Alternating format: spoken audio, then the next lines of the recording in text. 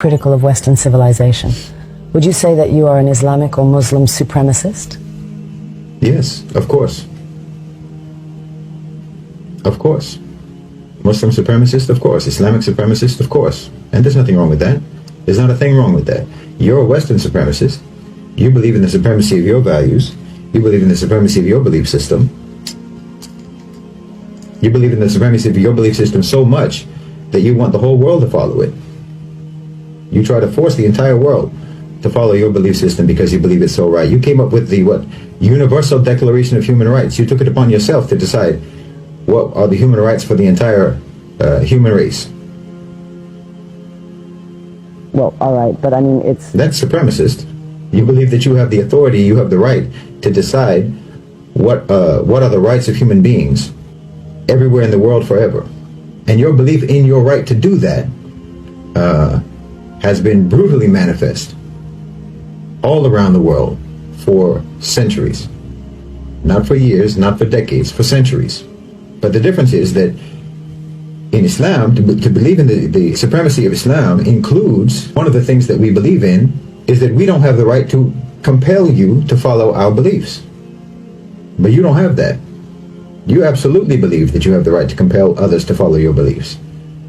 And the entire 20th century, and forget that, the 19th century, and as long as anyone can remember, is testimony to the fact that you believe that you have every right in the world to force all of the people in the world to follow your belief system. You have the right to impose that on people. And people all over the world, in Africa, in Latin America, in Asia, in the Middle East, everywhere in the world can testify. You absolutely believe that you have the right to compel people through force, through invasion, through occupation, through colonialism, through imperialism, through extremely coercive economic policies. But Muslims, we don't believe that we have the right to impose that. We believe lakum dinukum waliya din. To you your way, to us our way. To you your deen, to you your belief system, your way of life, your lifestyle, your approach to the world, and to us ours. That's part of our belief. So our supremacist nature about Islam includes the fact that we don't have a right to compel you to follow our way. We believe that our belief is superior. And we believe that anyone who follows that belief is following a superior belief system. And of course I fully believe that following Islam is the best way for any human being to live their life. And the perfect set of laws, the perfect set of ethics, the perfect set of morals for any individual to follow and for any state to follow. Being a Muslim supremacist isn't racial. Muslim isn't a race, it's not an ethnicity, it's a belief. And we absolutely believe in the perfection and superiority of what we believe in. We have absolute conviction about that, absolute commitment to that, certainty about that, yaqeen about that. But do you have that about yours? Do you have that conviction about yours? You're very busy trying to impose it all around the world, but when times get tough for you, your so-called enlightenment values go out the window, don't they?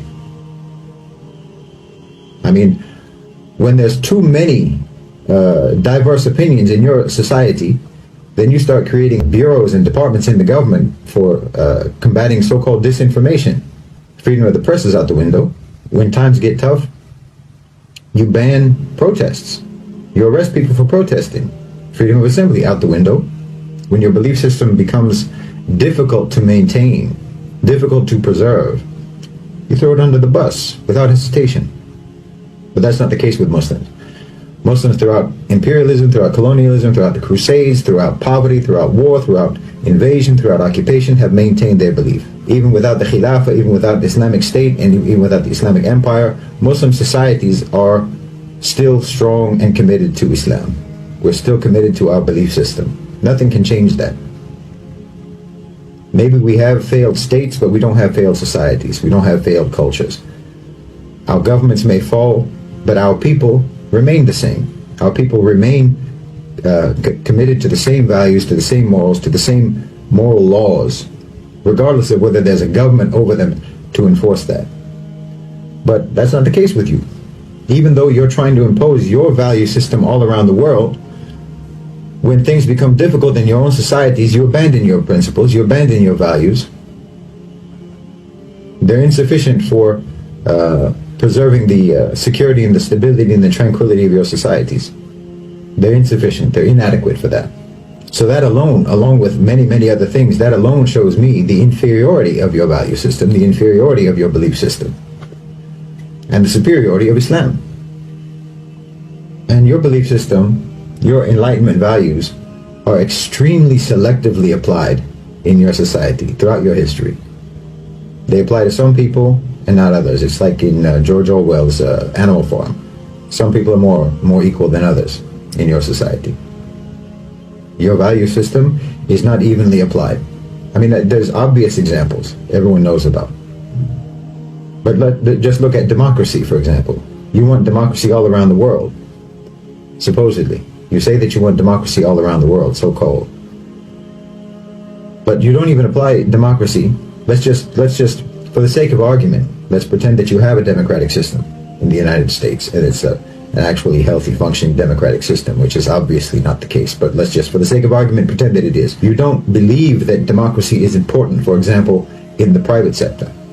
You don't believe that businesses, that companies, that corporations should be democratic. Your belief in the supremacy of democracy does not extend to the private sector. Corporations don't have to be democratic, do they? In fact, corporations are sacrosanct. It's sacrilegious to say that there should be any intervention in the private sector to make it actually accountable to the population, accountable to the public, accountable to the workers. And anyone who even talks about something like that, anyone who even suggests that companies and corporations should be democratic, will be persecuted. I mean, look at the struggle that organized labor had in the United States. Coal miners were literally bombed from the sky when they tried to organize and secure their rights and have some kind of democratic representation with the coal companies. When just now, when the railway workers were wanting to strike for better wages, for more humane working conditions, more rational and reasonable and fair workloads that would actually help to guarantee the safety of those trains, Joe Biden and the government prohibited them from striking. Where's the democracy?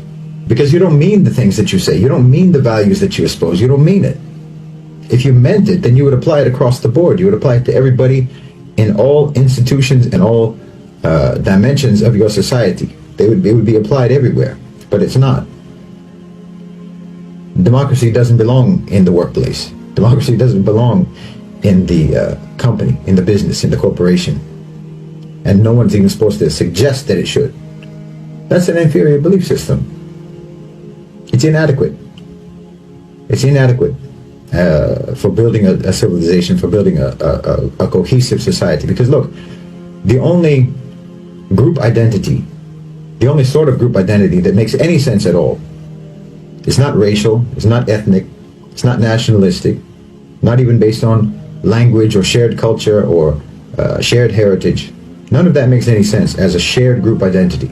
The only thing that makes sense is shared belief system. That's the only thing that makes sense as a group identity from which you can build cohesion and camaraderie and brotherhood and solidarity between people. Only belief system. You can have a certain skin color and have nothing whatsoever in common with other people who have that skin color. You can have the same language and certainly have nothing in common whatsoever with someone who speaks the same language. You can, I'm German Irish. What do I have to do with all of the other people in the world who are German Irish? Just because we're German Irish, we have nothing in common. And yet I have more in common with a Muslim from Mali, with a Muslim from Indonesia, with a Muslim from Morocco, with a Muslim from China, from Chechnya. I have more in common with them immediately, instantly, effortlessly. We have the same frame of reference. We have the same moral code. We have the same belief. We admire the same people. Our heroes are the same heroes. Our role model is the same role model. I have more in common with them than I have with someone whose belief system is different from mine, but who looks like me, or who speaks my language, or who comes from my country. That doesn't create solidarity, and there's no reason why it should.